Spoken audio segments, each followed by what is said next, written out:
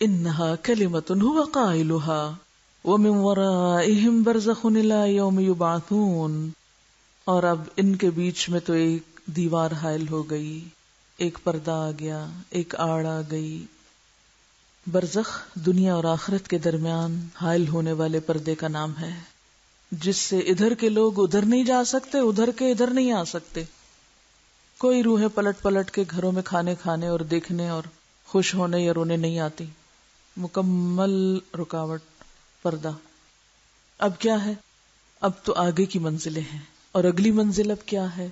فَإِذَا نُفِخَ فِي الصُّورِ، جب سور میں پھونک مار دی جائے گی. فَلَا أَنْسَابَ بَيْنَهُمْ يَوْمَئِذٍ وَلَا يَتَسَاءَلُونَ، تو ان کے درمیان کوئی حسب نسب باقی نہیں رہیں گے، کیونکہ سور کا پھونکا جانا بڑی آفتوں میں سے ایک آفت ہے. ہم شاید جانتے ہی نہیں کہ قرآن کیا بتاتا ہے اس دن کے بارے میں کہ ثقلت فی السماوات والارض والساعۃ ادھیٰ وامر، کہ قیامت کا دن کوئی آسان دن نہیں. زمین و آسمان پہ اس سے بھاری دن کوئی نہیں گزرا جب سے وہ بنے.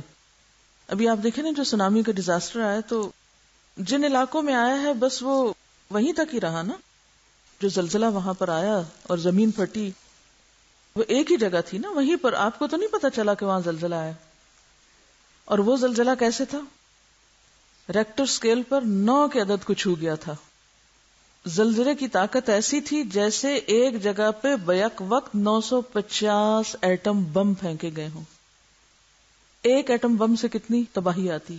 اور وہ جو ایک جگہ پھٹی اور زمین اندر سے اس کی پلیٹیں ہل گئیں، اوپر نیچے ہو گئی، وہ اتنا شدید زلزلہ تھا اور اتنے شدید دھماکہ تھا کہ جیسے ایک نہیں، 2 نہیں، 100 نہیں، 200 نہیں، 950 عام بم نہیں، ایٹم بم مارے گئے ہوں.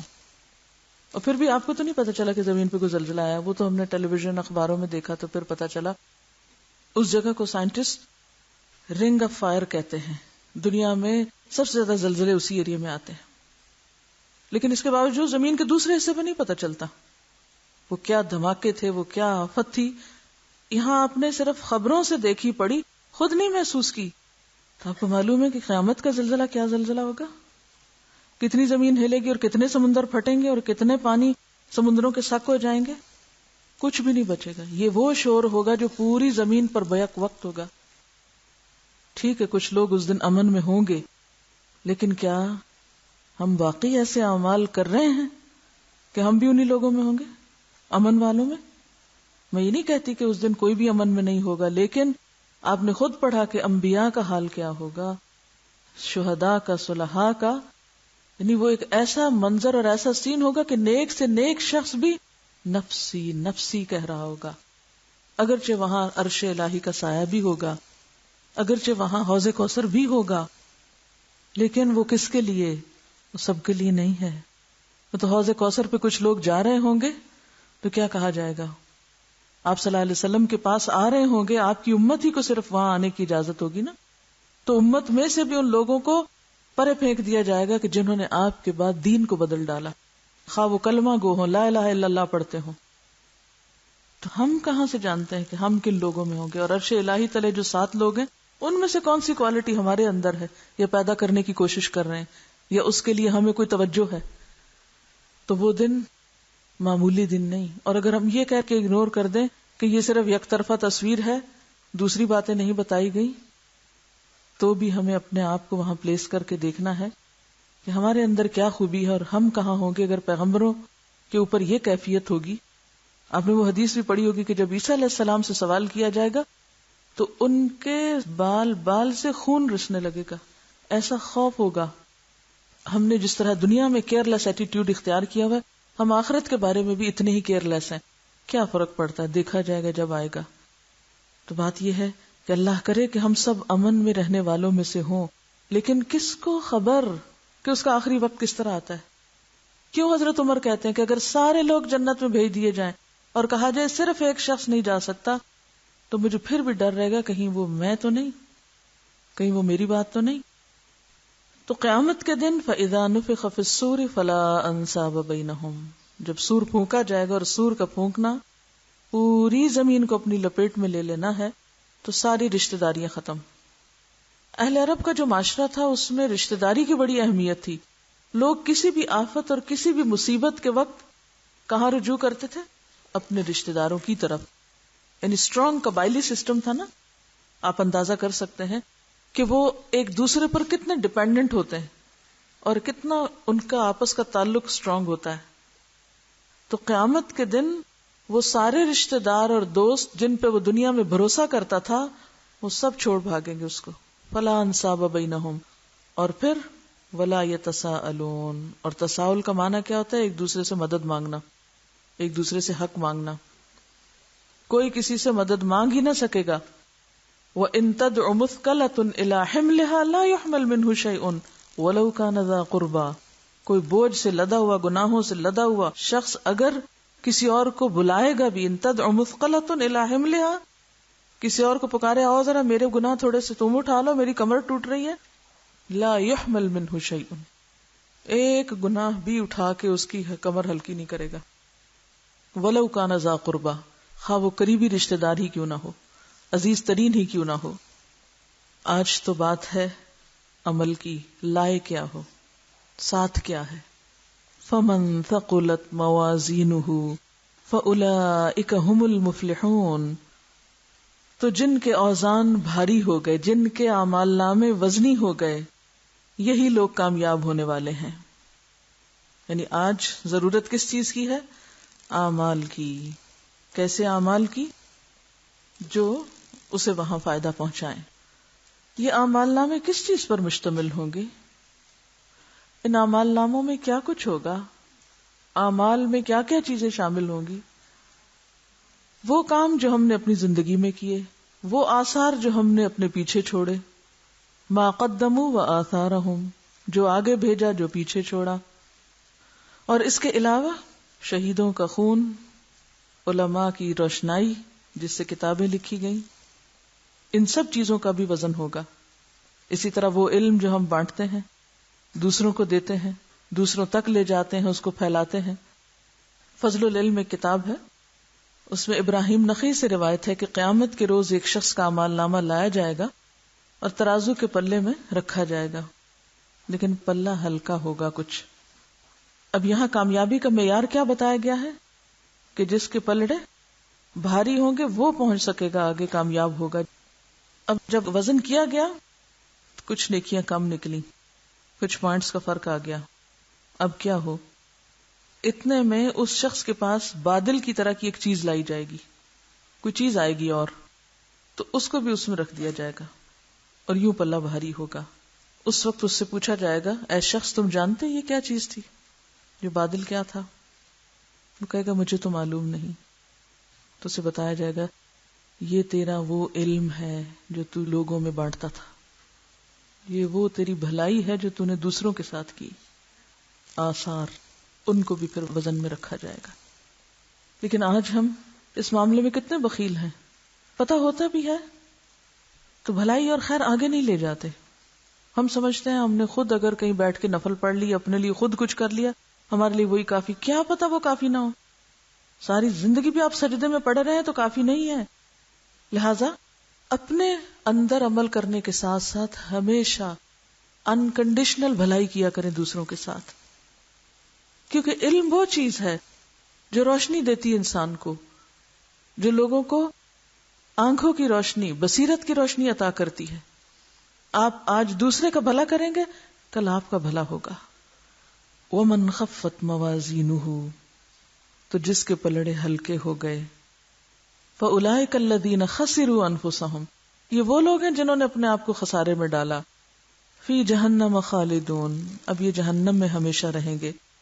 حضرت ابن عباس کہتے ہیں قیامت کے روز ان لوگوں کے اعمال کا حساب اس طرح ہوگا کہ جس شخص کی نیکیاں اس کے گناہوں سے بڑھ جائیں، خواہ ایک ہی نیکی، ایک نیکی صرف، وہ جنت میں جائے گا.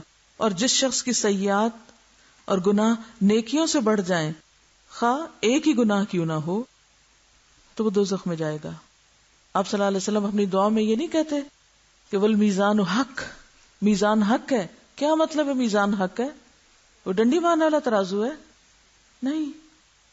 من یعمل مثقال ذرۃ خیرا یرا ومن یعمل مثقال ذرۃ شرا یرا. ہم آج کیوں نہیں اچھائی برائی میں فرق کرتے؟ کیا وجہ ہے اس کے پیچھے؟ یا کوئی خاص اہمیت نہیں دیکھتے؟ ہم سوچتے ہیں اچھا کر لو تو بھی ٹھیک ہے، برا کر لو تو بھی ٹھیک ہے. ایسے ہی ہے نا، ہم زندگی اسی طرح تو گزار رہے ہیں. وقت استعمال کر لو تو بھی اچھا، نہ کرو تو بھی ٹھیک ہے. دنیا میں کچھ کر جاؤ تو بھی اچھا ہے، نہیں کر سکتے تو بھی کیا ہوا. ہمارا تو یہ ایٹیٹیوڈ ہے. اسی لیے تو غفلت میں سوئے ہوئے ہیں.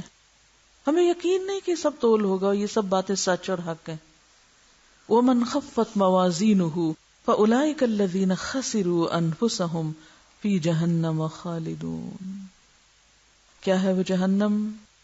تلفح وجوہہم النار، تلفح وجوہہم النار، آگ ان کے چہروں کو چاٹ ڈالے گی. وہم فیہا کالحون، اور وہ اس میں بدشکل ہو کے پڑے ہوں گے، منہ بگاڑے ہوئے ہوں گے، بگڑے منہ والے ہوں گے، بگڑی ہوئی شکلوں والے. آگ ان کے چہرے بگاڑ دے گی. کالے کا معنی کیا ہے؟ ہونٹوں کا سکڑ جانا، دانتوں کا نکل آنا، چہرے کا بگڑ جانا، تیوری چڑھانا، یعنی سکڑ کے وہ جیسے تیوریاں چڑھ جاتی ہیں نا منہ پہ، یعنی کھال سکڑ جائے گی، بگڑ جائے گی. ایک بچی نے لکھ کے بھیجا تھا کہ اس سال ہم الہدا کی ایک ٹیم سول ہسپتال گئے. یعنی الہدا کا ایک سوشل ورک کا پروگرام ہے جس میں بچیاں مختلف ہسپتالوں میں، جیلوں میں اور مختلف جگہوں پر جا کر لوگوں کی مدد کرتی ہیں اور اس کے ساتھ کچھ دین کی تعلیم کا بھی بندوبست. تو کہتے ہیں کہ اس سال ہماری ٹیم جو ہے وہ سول ہاسپٹل گئی. وہاں پہنچ کر ہم نے ڈیسائیڈ کیا کہ جلے ہوئے مریضوں کے وارڈ میں جائیں. جب ہماری انچارج نے یہ ڈیسیژن لیا تو ہم سب گھبرا گئے کہ ہائے جلے ہوئے لوگوں کو کیسے دیکھیں گے. ہم اپنے ساتھ مریضوں کے لیے کچھ کھانے پینے کی چیزیں، کچھ کیسٹس اور دعاؤں کے کارڈز لے کر گئے تاکہ ہم مریضوں کو کچھ دلاسا دلائیں، یعنی کچھ دعائیں بتائیں اور کچھ سننے کے لیے دیں اور کچھ کھانے پینے کے لیے. خیر ہم وہاں جب اندر داخل ہوئے تو جو ہماری آنکھوں نے دیکھا وہ ناقابل بیان ہے. ہم نے وہ مریض بھی دیکھے جو سر سے پاؤں تک جلے ہوئے تھے. ایک خاتون جن کو میں نے دیکھا ان کا بالکل وہی حال تھا جو ہم نے پڑھا کہ تلفح وجوہہم النار وہم فیہا کالحون. میں نے ان کو بہت قریب سے جا کے دیکھا، ان کو جا کر ملی. مجھے دیکھتے ہی اپنے اوپر انہوں نے کپڑا ڈال لیا، یعنی شکل نہیں دکھانا چاہ رہی تھی، مگر میں نے ان کی اجازت سے ان کے چہرے سے کپڑا ہٹایا تو چہرے کی کوئی کھال نظر نہیں آ رہی تھی، آنکھیں باہر نکلی ہوئی تھیں، تکلیف سے برا حال تھا. اس وقت میرے منہ سے بے اختیار نکلا اللہم اجرنی من النار. اس سے پہلے یہ دعا میں نے کبھی اتنی شدت سے نہیں مانگی تھی، یعنی اتنی ڈوب کے یہ دعا کبھی نہیں مانگی تھی اللہم اجرنی من النار. کہتے وہ منظر نہایت تکلیف دہ تھا. پھر انہوں نے ان کی بیٹی کو دعاؤں کا کارڈ دیا تو مریضہ نے کہا کہ جس رب نے جلایا ہے وہ ٹھیک بھی کر دے گا. یہ یقین اور بھروسہ دیکھ کر میری آنکھوں میں آنسو آ گئے اور میں سوچ رہی تھی کہ یہاں تو یہ لوگ ٹھیک ہو جائیں گے، مگر جو لوگ جہنم میں جلے وہ کیسے شفا پائیں گے؟ ان کے لیے کون دعا کرے گا؟ ان کو کون بچائے گا؟ ہم آج کیوں نہیں تڑپتے لوگوں کو آگ سے بچانے کے لیے تاکہ ہماری اپنی بھی نجات ہو جائے، ہم خود بھی بچ جائیں. تو یہ مریضہ جن کا انہوں نے ذکر کیا یہ کہتی ہیں کہ یہ فٹس کی مریضہ تھی، یعنی ان کو فٹس پڑتے تھے اور ایک دن چولہا جلا رہی تھی کہ دورہ پڑ گیا اور پوری کی پوری آگ ان کے جسم کو لگ گئی اور وہ ہوش میں نہیں تھی، اس لیے وہ پوری کی پوری جل گئی تھی. اس کی کیس ہسٹری یہ تھی. کیونکہ جب تک انسان جاگتا ہے یا ہوش میں ہوتا ہے تو وہ آگ سے بچتا ہے، تو جب انسان بے ہوش ہوتا ہے پھر وہ آگ کی پرواہ نہیں کرتا کہ وہ کہاں آ رہی ہے اس تک. ہم بھی اگر ہوش میں نہیں آتے، ہم بھی اگر نہیں جاگتے کہ آگے کیا ہے ہمارے اور کیا کیا چیزیں اس آگ کو بھڑکا رہی ہیں، یہ بھی سوچنے کی بات ہے. ہمارے اپنے ہی بدعمالیاں، جتنے بھی غلط کام ہیں، حقوق العباد میں زیادتیاں، اللہ کے عہد میں کمی، یہی چیزیں تو ہیں جو جہنم کو بھڑکا رہی ہیں. تلفح وجوہہم النار وہم فیہا کالحون. قصور کیا تھا ان لوگوں کا جن کو یہ سزا ملی؟ الم تکن آیاتی تتلا علیکم. اب جو چیخ چلا رہے ہو تمہیں یاد ہے تم پر میری آیات پڑھی نہ جاتی تھی، تمہیں میری آیات سنائی نہ جاتی تھی. فکنتم بہا تکذبون، تو تم ان کو جھٹلاتے رہے. یہ بھی ایسے ہی مولویوں کی بات ہے، یہ بھی ایسے ہی بس بہانے ہیں، یعنی دین سے انحراف کی ساری باتیں تم کرتے نہ تھے؟ تم نے اس قرآن کو سچا تو نہیں مانا؟ جھٹلانا کیا ہوتا ہے؟ پوری طرح یقین نہ کرنا اور اس کو بس ایسے ہی سمجھ کے چھوڑ دینا، یہ مولویوں کا کام، ان کے دماغ پھرے ہوئے ہر وقت بس قرآن قرآن اور یوں ہو جائے گا اور وہ ہو جائے گا، بس یہ تو ڈراتے ہی رہتے ہیں. ایسی باتیں کر کے ہم اپنے آپ کو بس ہلکا کر لیتے ہیں اور پھر اسی دنیا میں کھو جاتے ہیں جس سے ہم نکلے ہوتے ہیں. جیسے کوئی غفلت میں سو رہا ہو نا اور اسے کوئی کہے جاگو، دیکھو، اٹھ جاؤ یہاں سے ورنہ تمہارے اوپر آگ آ جائے گی، تو وہ آنکھ تھوڑی دیر کے لیے کھولے اور کہے اچھا جاؤ جاؤ، تم ایسی باتیں کرتے رہتے اور پھر سو جائے. ہمارا حال یہ ہے. ہم سنتے بھی ہیں یہ باتیں، تھوڑی دیر کے لیے آنکھ کھولتے پر کہتے ہیں پتہ نہیں سچ بھی ہے یا نہیں، انہوں نے کہاں سے کس سے گھڑ لیے، اور پھر وہی کرتے ہیں جو کر رہے ہوتے ہیں. عمل میں کوئی تبدیلی نہیں آتی. عمل میں تبدیلی کب آتی ہے؟ جب انسان یقین کرتا ہے ان چیزوں کو کہ یہ سچ ہے. قالوا ربنا غلبت علینا شقوتنا، وہاں اعتراف کر لیں گے یا اللہ یہ ہماری بدبختی تھی، ہماری بدقسمتی تھی، یہ ہمارا خود پہ ظلم تھا. وَكُنَّا قَوْمًا ضَالِّينَ، اور ہم بھٹکے ہوئے لوگ تھے، بہکے ہوئے لوگ تھے. ہم تو اصل مقصد بھولے ہوئے تھے، ہمیں تو یاد ہی نہیں تھا ہم دنیا میں کیوں آئے تھے. ربنا اخرجنا منہا، یا اللہ ہمیں اس سے نکال، تو بڑا مہربان رب ہے، ہمیں نکال اس سے. فَإِنْ عُدْنَا، پھر اگر ہم ایسا کریں، ایک چانس ہمیں دے دیں، ہم دنیا میں جا کے کچھ اچھے کام کریں، اگر پھر ہم ایسے کریں فَإِنَّا ظَالِمُونَ، تو ہم ظالم ہوں گے. اس وقت انسان جب اپنا انجام دیکھے گا پھر لوٹنے کی باتیں کرے گا اور کہے گا اب نہیں کرتا. قَالَ اخْسَئُوا فِيهَا، وہ مہربان رب کیسے جواب دے گا ایسے لوگوں کو؟ اور کیوں؟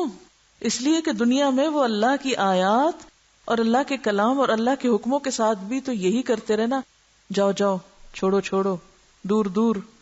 ایسے ہی تو ہوتا ہے نا رویہ بعض لوگوں کا دین کے ساتھ، بس کرو بس کرو، چپ کرو چپ کرو، مت سناؤ، رکھو اپنے پاس.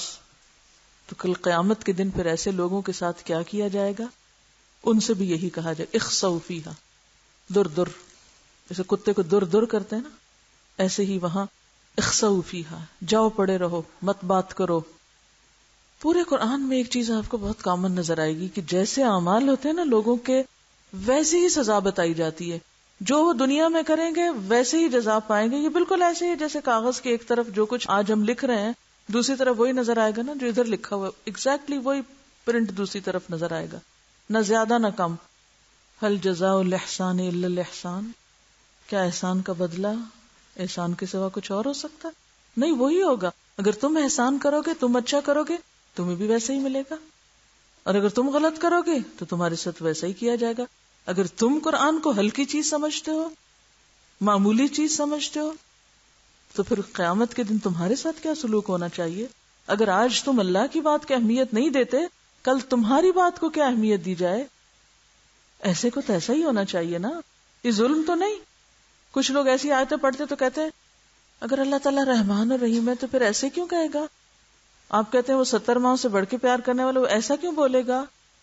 وہ ہے ضرور مہربان، لیکن ایسا کرنے والوں کو ویسا ہی بولنا ضروری ہے تاکہ اچھے اور برے کا فرق سامنے آئے، ماننے والوں اور جھٹلانے والوں کے درمیان تمیز کی جائے. آج کاش ہم اپنے رویوں پہ غور کرتے کہ قرآن کی آیات سن کر ہم کس طرح رسپونڈ کرتے ہیں، کس طرح ریئیکٹ کرتے ہیں، کس طرح جواب دیتے ہیں. اور یہ صرف کسی باہر والے کے لیے نہیں، ہم میں سے ہر ایک اپنے اندر غور کرے اور سوچے کہ جب اللہ کا کوئی حکم میں سنتی ہوں، جب کوئی آیت سنتی ہوں تو میرا رسپانس کیا ہوتا ہے. میری جوابی سوچ جو کسی کو نہیں پتا ہوتی، صرف میرے اندر کو پتا اور مجھے پتا ہے اور میرے رب کو پتا ہے، کیونکہ یہ معاملہ رب کے ساتھ ہے نا ڈائریکٹ. وہ ان کو کہے گا اخسؤ فیہا، دور دور، پیچھے ہو جاؤ، بات نہیں کرو، کیپ کوائٹ. تو ہم میں سے ہر ایک اپنے آپ کو دیکھے کہ جب میں قرآن کا کوئی حکم سنتی ہوں اندر کا ریئیکشن کیا ہوتا ہے، اندر کیا آواز ہوتی ہے؟ سمعنا و اطعنا، رضیت باللہ ربا وبالاسلام دینا، یا پھر کیا مصیبت ہے، یہ کیا، وہ کیا، یہ کیوں، یہ کیسے، یہ تو میری عقل نہیں مانتی اور یہ میرا دل نہیں مانتا. کہیں ایسا تو نہیں ہم دوسروں کو تو انالائز کرتے رہے اور خود کو بھول جائیں؟ یہ سب کچھ ہم اپنے اوپر لے کر دیکھیں کہ قرآن کے حروف دیکھ کے، الفاظ دیکھ کے، آیات دیکھ کے، سن کے کیسے ریئیکٹ کرتی ہوں میں. ربنا اخرجنا منہا فإن عدنا فإنا ظالمون. قال اخسؤوا فیہا ولا تکلمون، مت بولو. الیوم نختم علی افواہہم، آج ہم ان کے منہ سیل کر دیں گے. ختم کہتے ہیں نا سیل کو، آج ان کے منہ سیل کر دیے جائیں گے، بند کر دیے جائیں گے. بولنے نہیں دیا جائے گا. بہت بول چکے تم دنیا میں وقت بے وقت. انہ کان فریق من عبادی، بے شک میرے بندوں میں سے ایک گروہ ایسا تھا، یقولون جو کہا کرتا تھا، کیا ربنا اے ہمارے رب، آمنا ہم ایمان لائے، فاغفر لنا تو ہمیں بخش دے، وارحمنا اور ہم پہ رحم فرما، وانت خیر الراحمین اور تو سب رحیموں سے بڑھ کر رحیم ہے. انہ کان فریق من عبادی، میرے بندوں میں سے ایک گروہ. اب یہ خاص گروہ کی بات ہو رہی ہے. کون ہے وہ گروہ جو یہ دعائیں مانگتا ہے؟ ابھی انہوں نے آخرت میں دیکھا کچھ نہیں، کوئی عذاب نہیں دیکھا، کوئی دوزخ نہیں دیکھا. یہ بھی اسی طرح پردے میں ہے جیسے یہ ظالم لوگ پردے میں ہیں آخرت کے بارے میں، لیکن ان کا ایٹیٹیوڈ بالکل فرق ہے. یہ اپنے ایمان کا اظہار کرتے رہتے ہیں اور اپنے گناہوں کی معافی مانگتے رہتے ہیں اور رحم کی درخواستیں کرتے رہتے ہیں. یا رب تو رحم فرمانا، ہم رحم کے محتاج ہیں، ہمیں تیری رحمت چاہیے، تو سب سے بڑھ کے رحیم ہے. یہ پکار کس کی ہو سکتی ہے؟ یہ بول کس کے ہو سکتے ہیں؟ یہ الفاظ کس کے ہو سکتے ہیں؟ جس کو زبردستی کان سے پکڑ کے رٹوا دیے جائیں اور اسے وظیفے کی طرح پڑھوا لیے جائیں. یہ اس کے بول تھوڑی ہوتے ہیں. یہ کون بولتا ہے ربنا آمنا فاغفر لنا وارحمنا وانت خیر الراحمین؟ یہ تو وہ بولتا ہے جسے اپنے گناہوں کا اعتراف ہو، تبھی تو وہ معافی مانگتا ہے نا. جو گناہوں کو مانے ہی نہ، جو غلطی کو غلطی نہ کہے، وہ کہے یہ غلطی نہیں ہے، یہ تو سبھی کرتے ہیں، یہ تو میری مجبوری ہے، اس کے بغیر تو گزارا ہی نہیں. وہ یہ کہہ سکتا ہے فاغفر لنا وارحمنا؟ وہ کیسے کہے گا؟ اس نے تو غلطی مانی نہیں. بخشش تو وہ مانگتا ہے جسے اپنی غلطی کا احساس ہو، جس کے اندر احساس ندامت ہو، میں قصوروار ہوں، میں غلط ہوں. اور یہ سوائے سنجیدہ لوگوں کے اور کوئی نہیں کرتا. ایسے سنجیدہ لوگ جو واقعی آخرت کو ایک حقیقت سمجھیں اور اتنا سنجیدہ ہوں وہ آخرت کے بارے میں کہ وہ لوگوں کی نظر میں ایک لطیفہ بن جائیں. فَاتَّخَذْتُمُوهُمْ سِخْرِيًّا، ایسے لوگوں کو تم نے کیا سمجھا؟ مذاق کی چیز. کب کوئی مذاق بنتا ہے لوگوں میں؟ جب ان کی روش پر چلتا ہے یا کوئی دوسری روش اختیار کرتا ہے. آپ کس پہ ہنستے ہیں؟ ہم روزمرہ زندگی میں بھی آپ دیکھیے کس پہ ہنستے ہیں. آپ کو ہنسی کس پہ آتی ہے؟ جب کوئی الٹا سیدھا کام کر رہا ہو، ہے نا، عام روٹین روش سے ہٹ کے کام کر رہا ہو تو آپ ہنسنا شروع کر دیتے ہیں. عموماً جو ہنسی مذاق کی محفلیں ہوتی ہیں وہ کیا ہوتی ہیں؟ احمقانہ حرکتوں سے لوگ ہنساتے ہیں. تو جو آخرت کے معاملے میں اتنا سنجیدہ کہ لوگوں کی نظر میں وہ احمق ہو، بے وقوف، دیکھو یہ چیز بھی دے دی، وہ قربان کر دی، وہ چھوڑ دی، تو لوگ کہتے ہیں اس کا دماغ چل گیا، یہ کیسے چھوڑ دیا اس نے، یہ کیسے اپنے مال سے نکال دیا اس نے، یہ کاروبار کیسے چھوڑ دیا اس نے، آج تو دنیا میں گزارا ہی نہیں اس کاروبار کے بغیر. ایسے لوگوں پہ عام طور پر لوگ کیا کرتے ہیں؟ ہنستے ہیں. پھر عموماً خاندانوں میں بھی کیا ہوتا ہے؟ ایسے لوگوں کو جن کے اصول ہوں، جو مین آف پرنسپل ہوں، لوگ کیا کہتے ہیں؟ چھوڑو جی اس کا دماغ چل گیا، دیکھیں گے تو اس پہ مسکرائیں گے، ہنسیں گے، اشارے کریں گے، یہ کہیں اور ہی رہتا ہے، اب نارمل ہو گیا ہے. عموماً لوگ اب نارمل لوگوں پہ ہنستے ہیں نا، اب نارمل ہو گیا.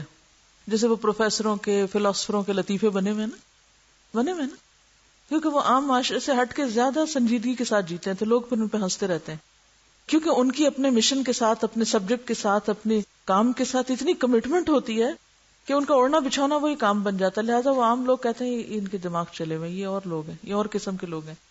تو اسی طرح جو آخرت کے معاملے میں سنجیدہ ہو کہ دنیا میں صرف سچی بات کرے، صرف حق پہ چلے، صرف اللہ کی مرضی کے مطابق چلے، تو عموماً وہ بھی لوگوں کے اندر کیا بن جاتے ہیں؟ مذاق. لوگ ان کو بھی مذاق کا موضوع بنا لیتے ہیں، سخریہ، ہنسنے کی چیز بنا لیتے ہیں. فرمایا تم اتنا کھو گئے ان کا مذاق اڑانے میں، حتیٰ انسوکم ذکری، یہاں تک کہ تمہیں میری یاد بھی بھول گئی، یہ بھی بھول گیا کہ میں بھی کچھ ہوں، تمہیں اللہ کا حکم بھی یاد نہیں رہا، تم بھول گئے کہ یہ شخص اگر فکر مند ہے کسی اور چیز کے بارے میں تو یہ اللہ کے کہنے کے مطابق ہی فکر مند ہے. وَكُنْتُم مِّنْهُمْ تَضْحَكُونَ، اور تم ان پر ہنسا کرتے تھے. کیونکہ اگر کسی انسان کو اللہ کا حکم یاد ہو تو پھر وہ اللہ والوں پہ ہنستا نہیں ہوتا. اللہ والوں پہ وہی ہنستا ہے جو اللہ سے غافل ہو چکا ہو، جو اللہ کی یاد سے دور نکل چکا ہو.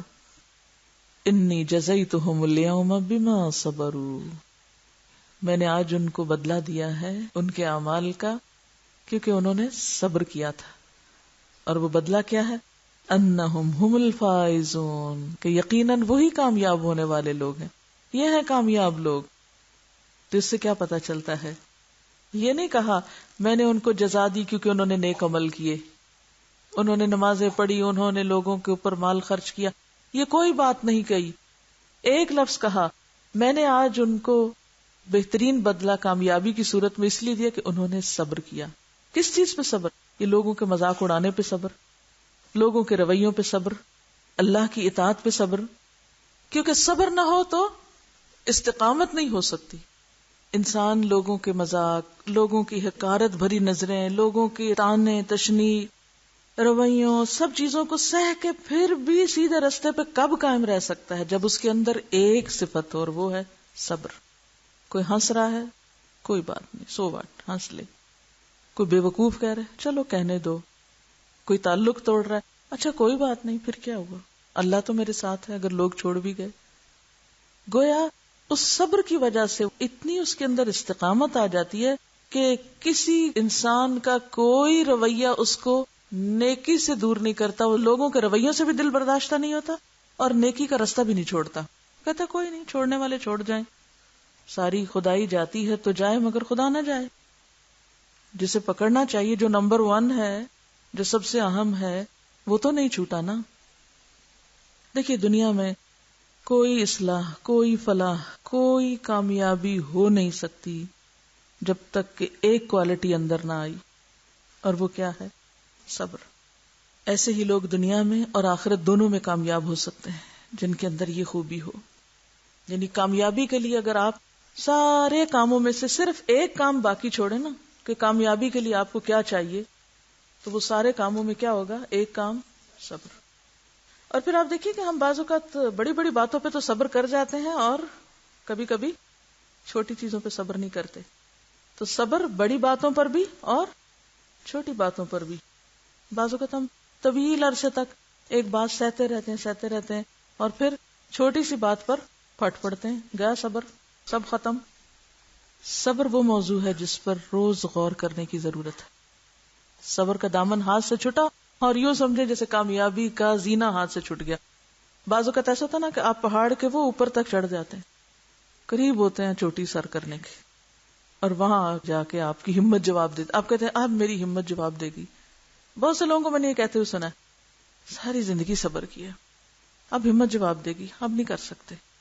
اللہ کے بندو، جہاں اتنا کھینچا ہے تھوڑا سا اور کھینچ لو.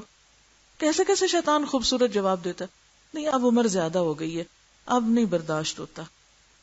کیا تعویلیں ہیں، کبھی عمر کی تعویل، کبھی کاموں کی، کبھی کسی چیز کی، کبھی کسی چیز کی. بھئی صبر نام ہی تو اسی چیز کا ہے. صبر ایک خاص وقت تک کے لیے تھوڑی ہے. یا ایھا الذین آمنوا استعینوا بالصبر والصلاۃ. جب تک صلاۃ ہے، جب تک صبر ہے، جب تک نماز ہے. اور نماز کب تک؟ آپ یہ کہہ سکتے آپ تو بوڑھے ہو گئے، آپ کیا نمازیں پڑھنی. جب تک ہمت ہے، جب تک جان میں جان ہے، جب تک ہوش میں ہو، پڑھنی ہے. پھر اللہ تعالیٰ پوچھیں گے قال کم لبثتم فی الارض عدد سنین، دنیا میں کتنا ٹھہرے ہو، کتنے دن کی تھی وہ دنیا تمہاری. عدد سنین، ذرا سال گن کے بتاؤ، اپنی عمر تو بتاؤ، کتنے سال رہ کے آئے ہو. تو معلوم ہے کیا جواب دیں؟ قالوا لبثنا یوما، ایک دن. پھر کہیں گے نہیں، او بعد یوم، شاید دن کا بھی ایک حصہ، پورا دن بھی نہیں. فاسأل العادین، یہ گننے والوں سے پوچھ لیجئے، لوگوں سے پوچھ لیجئے کتنا تھوڑا ٹھہرے ہم نہیں زیادہ ٹھہر کے آئے. کاش یہ بات ہمیں دنیا میں سمجھ آ جائے نا کہ ایک دن کے لیے آئے. صبر کب آتا ہے؟ جب ہم کیا سوچیں، بھئی ایک دن کی تو بات ہے. جب صبر نہ ہو رہا ہو نا، یہی جملہ دہرایا کریں، بھئی ایک دن کی تو بات ہے، آ جائے گا صبر. اور وہاں جا کے سالوں لگیں گے ایک دن، اور آج ہم سمجھتے ہیں شاید ہمیشہ یہاں رہنا ہے. اور دیکھا نہیں ہے آپ نے، اب تک جتنی زندگی تھی آپ کہتے ہیں 40 سال کدھر ہیں، ذرا نکال کے لائیں، کہاں ہیں وہ؟ ہیں کہیں؟ وہ تو صرف گنتی میں رہ گئے ہیں. ذرا سوچے نا، آج کے دن چڑھنے تک، کل تک کی جو زندگی تھی میری، کل تک کے جو دن تھے، کہاں ہیں وہ؟ کسی الماری سے نکال کے لائیں، کسی رجسٹر سے نکالیں، کسی تجوری سے نکالیں، کدھر ہیں؟ کہاں ہیں؟ ختم نہیں ہو گئے؟ ختم، فوت. یہ بھول ہے ہماری. 40 اور 50 ہمارے ہیں، کچھ نہیں ہے ہمارا، سب نکل چکا ہے. جا چکا ہے ہاتھ سے، ختم ہو چکا ہے، اور جو باقی ہے وہ بھی اسی طرح ختم ہونے کی طرف جا رہا ہے. تو اس دھوکے سے باہر آنا چاہیے، کیونکہ قیامت کے دن یہی کہیں گے جو سچے قرآن میں لکھا ہے، یومن او بعد یوم. وہ تو کچھ زندگی نہیں تھی، کس دھوکے میں پڑے رہے. ہم سمجھتے تھے کہ ہم اتنے سالوں کے لیے رہ رہے ہیں اور اتنا سامان ہمارے پاس ہونا چاہیے اور اتنا کچھ ہونا چاہیے. ابھی تو یہ طویل عمر کیسے گزرے گی؟ یہ جب گزر جائے گی تو انسان کو خیال بھی نہیں رہے گا کہ ہوا کیا اس کے ساتھ. وہاں لوگ سرگوشیاں کریں گے آپس میں اور کہیں گے یتخافتون بینہم ان لبثتم الا عشرا. کوئی کہے گا نہیں 10 دن، کوئی کہے گا نہیں دن، کوئی کہے گا عشیۃ او ضحاہا، صبح یا شام، 2 ٹائم بھی نہیں، 1 ٹائم. لیکن یہاں یہ بات کیوں نہیں سمجھ آتی ہمیں؟ اصل بات یہ ہے کہ ہم اپنے روٹین ڈسٹرب نہیں کرنا چاہتے، اپنا سکون برہم نہیں کرنا چاہتے، اپنے دنیا کی عیش و عشرت کو قربان نہیں کرنا چاہتے. یہ مسئلہ ہے نا. اگر ہم یہ سوچیں کہ 1 دن ہے تو پھر تو افراتفری ہو جائے گی، پھر تو ساری پرائرٹیز بدل جائیں گی. حق سامنے پڑا ہے، پتا ہے یہ سچائی ہے، پھر لیتے ہوئے ڈرتے ہیں، ہے نا، لیتے ہوئے ڈرتے ہیں کیونکہ پتا ہے کہ پھر قربانی کرنی پڑے گی، پھر نیند چھوڑنی پڑے گی، پھر فلاں چیز چھوڑنی. وہ کیسے چھوڑوں؟ کتنی مصلحتوں کے پردے ہوتے ہیں نا ایک نیک کام نہ کرنے کے پیچھے، کیسے کیسے چھپے ہوئے مفادات ہوتے ہیں اندر. قال ان لبثتم الا قلیلا لو انکم کنتم تعلمون. اللہ تعالیٰ فرمائیں گے ہاں واقعی تم تھوڑا ہی ٹھہرے ہو، کاش تمہیں پتا ہوتا، کاش تمہیں اس وقت یقین آتا کہ تھوڑی دیر کے لیے آئے. افحسبتم انما خلقناکم عبثا، کیا تم یہ سمجھتے رہے کہ ہم نے تمہیں ایسے بیکار پیدا کیا ہے؟ اس دنیا میں 2 طرح کے لوگ ہیں، ایک ہیں اصول والے اور ایک ہیں بے اصول. جو اصول والے ہوتے ہیں وہ اصول کی خاطر ہر چیز قربان کرتے ہیں، اور جو بے اصول ہوتے ہیں وہ دنیا کی خاطر اپنی آخرت قربان کرتے ہیں. ایک ہوتے ہیں مقصد والے اور ایک ہوتے ہیں بے مقصد. ایک ہوتے ہیں بیکار زندگی ضائع کرنے والے اور ایک ہوتے ہیں اس زندگی کو کارآمد طریقے پہ گزارنے والے. وَأَنَّكُمْ إِلَيْنَا لَا تُرْجَعُونَ، اور تمہیں ہمارے پاس واپس نہیں آنا. تم نے یہ سمجھا کہ اس دنیا کا کوئی انجام نہیں، یہ ایسے ہی چلتا رہے گا کارخانہ، اس کا کوئی نتیجہ نہیں. ذرا سوچئے تھوڑی دیر کے لیے آپ نے ایک فیکٹری لگائی، دن رات چل رہی ہے مگر کوئی پروڈکشن نہیں، کوئی ریزلٹ نہیں، کوئی نتیجہ نہیں، کوئی منافع نہیں. تو کوئی پوچھے بھائی اتنی بڑی بڑی بھاری بھاری مشینیں، اتنی لمبی چوڑی بلڈنگ، یہ سب کس لیے لگا؟ اتنے مزدور اس میں کام کر رہے ہیں، ٹھک ٹھک ہو رہی ہے، سارا وقت دن رات کام ہو رہا ہے، 24 گھنٹے فیکٹری چل رہی ہے، اور پوچھا جائے منافع کیا ہے، نتیجہ کیا ہے، نکلتا کیا، بنتا کیا؟ وہ تو ایسے ہی بس چل رہی ہے. وہ اس لیے تھوڑی میں نے لگائی کہ کچھ نکالنا ہے اس سے. کوئی کارخانہ لگائیں گے ایسا؟ آپ اس دنیا میں کوئی فیکٹری لگائے گا جس سے کچھ نہ نکلے، جس کا کوئی نتیجہ نہ ہو، جس کا کوئی پروفٹ یا لاس نہ ہو؟ ہاں، کوئی احمق ہی ہوگا جو ایسا کرے گا. لیکن دنیا کے بارے میں ہم کیا سمجھتے ہیں کہ شاید یہ کارخانہ ایسے ہی اللہ نے لگا دیا اور اس میں بہت سارے لوگ آ کے من موجی کر رہے ہیں اور ٹک ٹک چلا رہے ہیں سب کچھ، اور ایک دن آئے گا کہ کارخانہ بند ہو جائے گا اور بس ختم، نو پروفٹ نو لاس. یہ کیسے ہو سکتا ہے؟ یہ نہیں ہو سکتا. اللہ کی ذات ایسا کام نہیں کر سکتی کہ وہ اتنی بڑی دنیا بنا دے بغیر کسی مقصد کے، اور انسان کو بنا دے اور یہ پورا کارخانہ. آپ کو پتا ہے ایک جگر جو ہے نا ہمارا جسم کا، صرف ایک ٹکڑا 40 فیکٹریوں کا کام کرتا ہے، جو کچھ وہ پروڈیوس کرتا ہے ہماری زندگی کے لیے. پھیپڑوں کے کارخانے کو دیکھ لیں، باقی کئی سسٹم ہے جو ہمارے جسم میں کام کر رہے ہیں، ایک نہیں کئی. کبھی اناٹمی پڑھ کے تو دیکھیں کیا چیز اللہ نے آپ کو بنایا. اور یہ سب کچھ اس لیے بنایا کہ انسان بس آئے، کھائے پیے، کھیلے کودے اور مر جائے. کارخانے جو اس کے اپنے اندر لگے ہوئے سب ختم، بغیر کسی نتیجے کے سب ختم. افحسبتم انما خلقناکم عبثا وانکم الینا لا ترجعون، تم سمجھتے تمہارا کوئی حساب نہیں ہونا، تمہیں واپس نہیں آنا. فتعال اللہ الملک الحق، بہت اونچی ہے اللہ کی ذات اس بات سے کہ وہ ایسے کام کرے کہ جن کا کوئی نتیجہ نہ ہو. یہ تو پھر بچے کا کھیل ہو گیا نا. بچے عموماً کیا کرتے ہیں، آپ نے دیکھے ہوں گے بلاکس کے ساتھ جب کھیلتے ہیں گھنٹوں لگاتے ہیں، بناتے ہیں، کرتے ہیں، یہ جوڑ رہے ہیں وہ جوڑ رہے ہیں. کبھی انہماک دیکھا کریں بچوں کا. کچھ بچوں کے اس میں بہت شوق ہوتا ہے، ایسی ہاتھ کی ٹریننگ ہوتی ہے، ایسے موٹر سکلز ہوتے ہیں کہ بنا کے، اور ایسے انوویٹو ہوتے ہیں، اتنے کریٹو ہوتے ہیں کہ پتہ نہیں کیا سے کیا بنا ڈالتے ہیں نا. اب حیران ہو جاتے ہیں کہ یہ واقعی ایک بچے کے اندر اللہ اتنی صلاحیت ڈال دیتا ہے. اچھا آپ اس کے کمال سے متاثر ہوتے ہیں، اس بچے کی انٹیلیجنس کو اپریشیٹ کرتے ہیں، اور پھر آپ نے دیکھا ہوگا کہ تھوڑی دیر کے بعد بچے کیا کرتے ہیں، تھوڑ پھوڑ کے سارا کچھ رکھ کے ڈبے میں بند، اٹھاتے بھی نہیں، ادھر ہی پھینک کے چلے جاتے ہیں، اماں اٹھائے اب۔ تو کیا اللہ تعالیٰ نے یہ کارخانہ ایک بچے کے کھیل کی طرح بنایا کہ ایک ایک پیس لگایا، انتہائی خوبصورت بنایا، دیکھنے والے اپریشیٹ کر رہے ہیں، واہ کیا آسمان ہے اور کیا زمین ہے، کیا ستارے اور کیا سیارے ہیں، اور پھر ایک دن آئے ہر چیز ٹوٹ پھوٹ کے ایسی پھینک دی جائے اور بس قصہ ختم۔ یہ کسی کھلاڑی کا کھیل ہے؟ نہیں، یہ تو پوری طرح نتیجہ خیز دنیا ہے جس کے آخر میں حساب ہے، یوم الحساب۔ فتعال اللہ الملک الحق، یہاں اللہ کی صفت الحق بھی بیان ہوئی اور تعال اللہ کی بات بھی ہوئی۔ یہ تمہاری سوچوں اور خیالات سے بہت اونچی بات ہے، یہ دنیا بیکار اور بے مقصد نہیں ہے۔ لا الہ الا ہو، اس کے سوا کوئی الہ نہیں، رب العرش الکریم، باعزت عرش کا مالک۔ ومن یدع مع اللہ الہا آخر، اور جو اللہ کے علاوہ کسی اور کو الہ بنائے اس کا حال کیا ہے؟ لا برہان لہ بہ، جس کی اس کے پاس کوئی دلیل ہی نہیں کہ اس ایک رب کے سوا کوئی اور بھی بڑا ہے۔ فإنما حسابہ عند ربی، قیامت کا دن اسی لیے تو قائم کیا جا رہا ہے کہ ایسے بندے کا حساب لے لیا جائے کہ جس نے اس کارخانے کے بنانے والے کو ہی نہیں پہچانا اور اس کو مانا ہی نہیں، اس کو پکڑا جائے۔ فإنما حسابہ عند ربی، وہ دن تو اس لیے قائم ہو رہا ہے تاکہ سب کو بتا دیا جائے کہ وہ جس دنیا میں رہ کر آئے ہیں اس کے بنانے والے کا حق بھی کبھی سوچا انہوں نے، ادا کیا بھی، یا ویسے ہی کھیل کھلا کے چلے آئے۔ انہ لا یفلح الکافرون، تو بات یہ ہے کافر کبھی فلاح نہیں پاتے، انکار کرنے والے یعنی اس بڑی حقیقت کا کبھی کامیاب نہیں ہو سکتے۔ تو کامیاب کون پھر؟ وہ جو اصل مالک اور خالق کو پہچان کر اس کی مرضی کے مطابق اس کی دنیا میں رہے۔ یہ دنیا میری اور آپ کی نہیں ہے، کسی اور کی ہے، میری اور آپ کی مرضی نہیں، اس کی جس نے اس دنیا کو بنایا، اسی کا حق ہے کہ اس کی مرضی کے مطابق جیا جائے، جیسے چاہو جیو نہیں، جس کے گھر میں رہ رہے ہیں نا اسی کی مرضی کے مطابق رہنا ہوگا۔ آپ کسی ہوٹل میں جاتے ہیں، آپ اپنی مرضی کے مطابق رہ سکتے ہیں؟ نہیں۔ مجھے یاد ہے کہ ایک جگہ پر ہم تھے کسی ہوٹل میں، ایئر کنڈیشن تھا ہوٹل، ایک بزرگ تھے وہاں، تو انہوں نے کھڑکیاں کھلوا دی، وہ نیچے سے آ گئے کہ نہیں یہاں کھڑکیاں کھولنے کی اجازت نہیں، اس کو بند کریں کیونکہ ایئر کنڈیشننگ کام کر رہی۔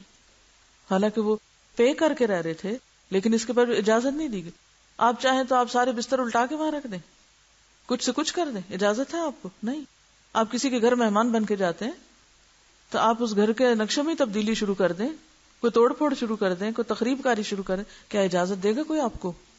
نہیں۔ چلے آپ نہ صحیح کوئی آپ کے گھر میں آئے، کوئی بچے آ جائیں اور آپ کے سارے ڈرائنگ روم کی چیزیں الٹ پلٹ کے چلے جائیں، چھوڑ دیں گے اس کو؟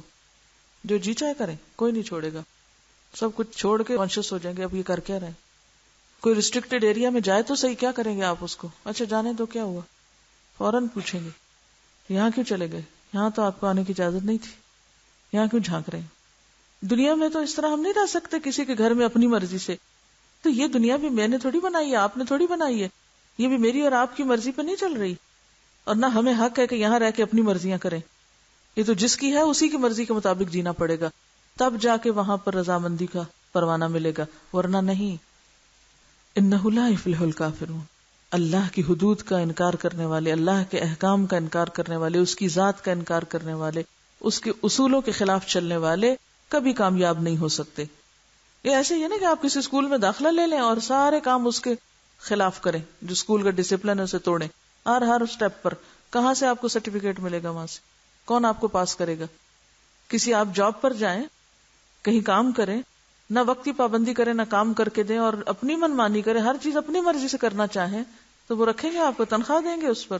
کبھی نہیں، نکال باہر کریں گے، آپ ہمارے کام کے نہیں۔ تو جب ہم اللہ کی مرضی کے مطابق نہ یہ زندگی بسر کریں تو انعام کہاں سے ملے گا؟ کس بات پہ انعام ملے گا؟ جنت اس کا انعام ہے، محض جزا نہیں، انعام ہے، تب اتنی بڑی چیز ہے۔ ایسے لوگ دنیا میں کامیاب نہیں ہوتے کسی چھوٹے سے کام میں، جب آپ اس ڈسپلن کو فالو نہ کریں، وہ با اصول انسان نہ ہو۔ وَقُلْ رَبِّ اغْفِرْ وَارْحَمْ وَأَنْتَ خَيْرُ الرَّاحِمِينَ، اور آپ کہہ دیجئے، کس کو کہا جا رہا ہے؟ اللہ کے رسول صلی اللہ علیہ وسلم کو۔ آپ دعائیں مانگیے، کیا؟ رب اغفر وارحم، وہی دعا ریپیٹ کی گئی ہے، یہ تمہارے دل سے نکلی ہوئی آواز ہونی چاہیے، رب اغفر وارحم وأنت خير الراحمين. اللہ اللہ بندے ہر دم اللہ، پیچھے پیچھے موت ہے تیری، آگے آگے تو اللہ اللہ بندے ہر دم اللہ، نہ کچھ تیرا نہ کچھ میرا، او غافل انسان، او غافل انسان، سب کچھ جانے جان بوجھ کر بنے ہے کیوں انجان، بنے ہے کیوں انجان، دارا اور سکندر جیسے شہنشاہ عالیشان، لاکھ من مٹی میں سو گئے بڑے بڑے سلطان، تیری کیا اوقات ہے بندے، کچھ بھی نہیں ہے تو اللہ اللہ بندے ہر دم اللہ، تیرا میرا جیون جیسے چلتے پھرتے سائے، چلتے پھرتے سائے، جوں جوں بڑھتی جائے عمریا جیون گھٹتا جائے، جیون گھٹتا جائے، موت کھڑی ہے سر پر تیرے، جانے کب آ جائے، ایک سانس کا پنچھی ہے تو، کون تجھے سمجھائے، رہ جائے گا پنجرا خالی، اڑ جائے گی روح، اللہ اللہ بندے ہر دم اللہ، تنہا قبر میں ہوگا تیرا کوئی نہ ہوگا میت، کوئی نہ ہوگا میت، اللہ ہی اللہ بول سلامت جیون بازی جیت، جیون بازی جیت، ڈھلتا سورج روز سنائے تجھے فنا کے گیت، نیند سے آنکھیں کھول تمنا، کیسی ہے یہ پریت، اللہ تیرا جاگ رہا ہے اور سوتا ہے تو، اللہ اللہ بندے ہر دم اللہ، پیچھے پیچھے موت ہے تیری، آگے آگے تو اللہ اللہ بندے ہر دم اللہ، اللہ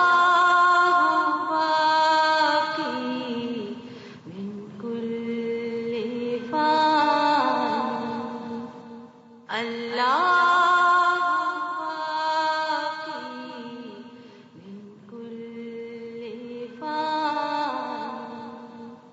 اللہ من کل فان. سبحانک اللہم و بحمدک نشہد ان لا الہ الا انت نستغفرک و نتوب الیک.